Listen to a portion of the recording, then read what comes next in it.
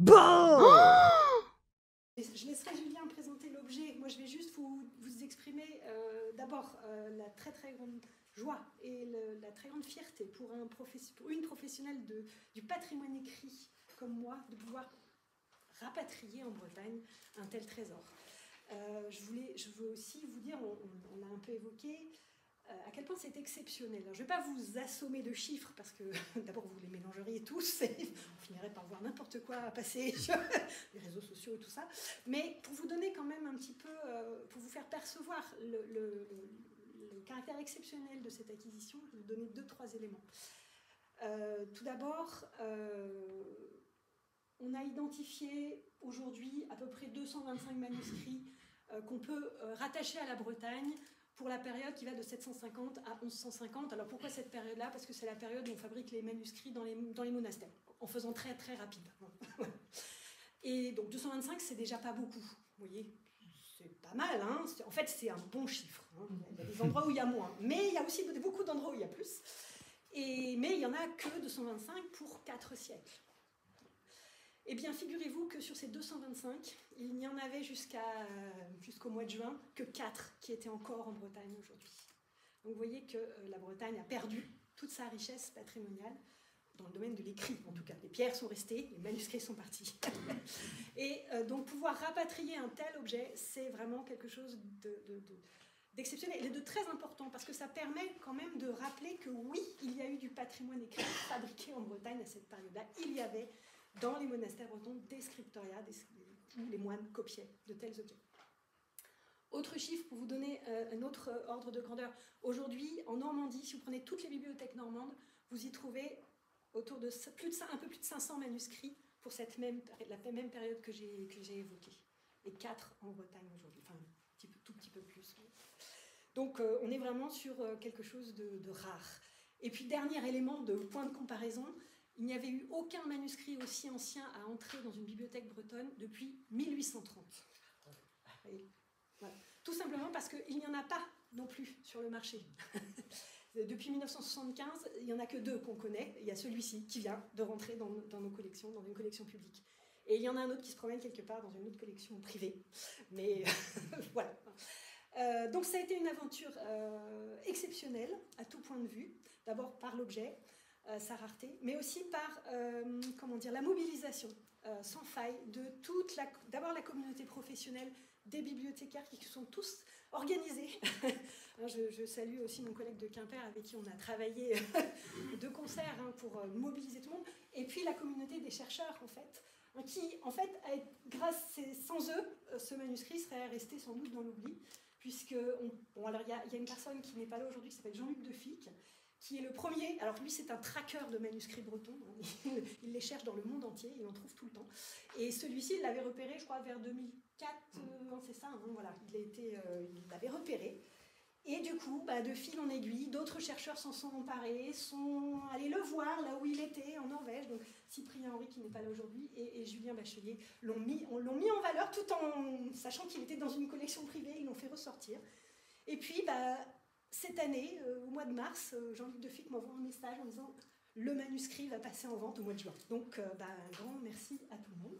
Et je vais laisser Julien vous présenter l'objet, qui est très important et très intéressant, parce qu'il le fera beaucoup mieux que moi. Il le connaît mieux que moi, pour l'instant. Bonjour à tous. Alors, en 5 minutes, ça va être compliqué. Je vais essayer de revenir sur l'essentiel, en sachant que c'est un manuscrit qu'on connaissait depuis à peu près une vingtaine d'années. Il était ressorti dans la mémoire collective des chercheurs, donc 5 ou 6 personnes, en 2022. En 2022, lors d'un colloque qui a été organisé à Quimper sur l'abbaye Locmaria, pour les éminents, et on s'était intéressé avec Cyprien Henry sur ce manuscrit, l'écriture, où est-ce qu'il avait pu être produit, puis quelque chose d'interpellait, qui est un point qui n'est peut-être pas suffisamment mis en évidence, même encore jusqu'à aujourd'hui, c'est qu'il a été produit par un monastère de femmes. Et c'est quand même relativement rare, parce qu'on a déjà très peu de manuscrits bretons en Bretagne, 4, 5, voire 6 si on compte des reliures qui sont parfois abîmés, voilà, des morceaux en fait, mieux des fragments.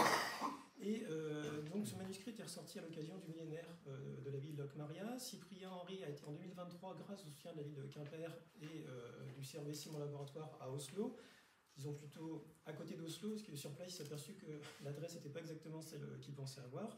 Donc il a traversé une partie de la steppe norvégienne, et il est arrivé donc pour consulter ce manuscrit. Et en l'étudiant, et bien, parce qu'il y avait quelques photos numériques, son lien avec la Bretagne s'est avéré de plus en plus évident, et jusqu'encore ces derniers jours, il travaillait sur le manuscrit. Alors il s'excuse, il ne peut pas venir aujourd'hui, mais il y a de nombreux indices qui le rattachent effectivement à la Bretagne, à la Cornouaille encore plus, et très certainement, alors là il faut des études complémentaires, à Locmaria. Alors pourquoi à la Bretagne? Alors déjà Sarah est revenue sur un certain nombre de difficultés liées aux écrits bretons.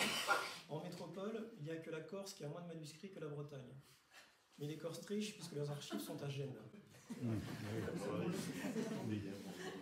Donc voilà, c'est ce qui peut expliquer. Donc il y a effectivement une réelle pauvreté ou déficience. Alors il y a de nombreux manuscrits bretons, mais ils sont dispersés à Angers, à Paris, à Berne, à Leiden, à Oxford, Cambridge, voire même jusqu'à New York.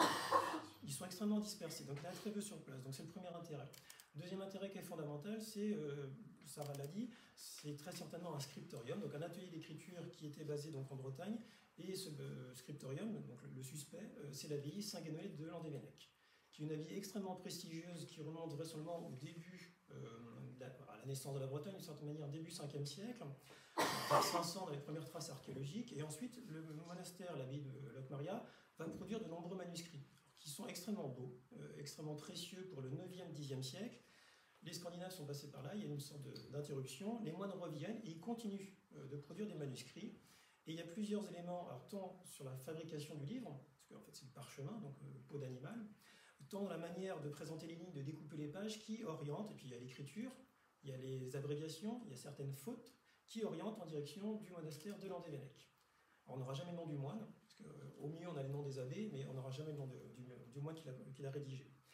Ensuite, pour Locmaria, alors là c'est plus délicat, puisque à la toute fin, c'est la page que Sarah ici a mis en évidence, on espérait avec Cyprien, lorsqu'il y a été, que nous trouvions dans une reliure ou à la fin la mention qui nous rattache, une sorte de tampon si vous voulez, qui nous rattache effectivement à Locmaria.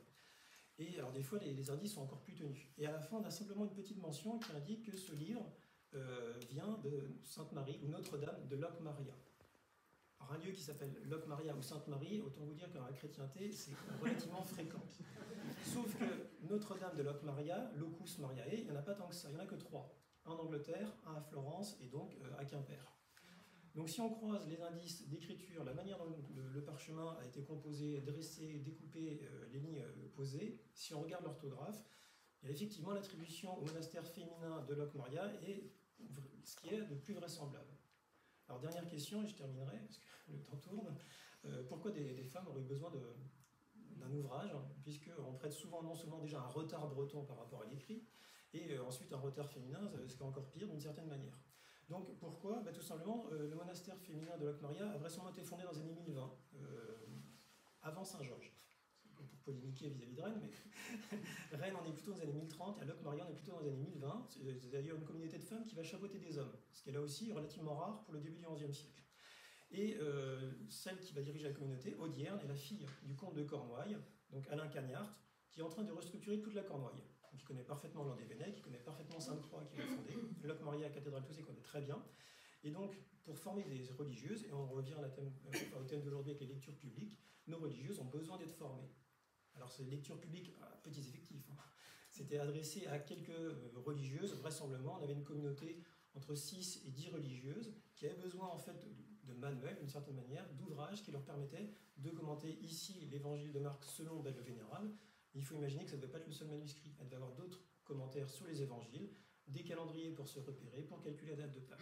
Donc c'est un exemplaire exceptionnel, et Sarah en parlait, il y a de nombreux chercheurs qui aujourd'hui sont en train de travailler sur ce manuscrit, sur la forme et le fond, puisque c'est la première fois qu'on a de manière intégrale le texte de Belle le Vénérable. En général, c'est des morceaux un peu éclatés, dispersés, et là c'est complet. Donc maintenant il ne reste plus qu'à le lire.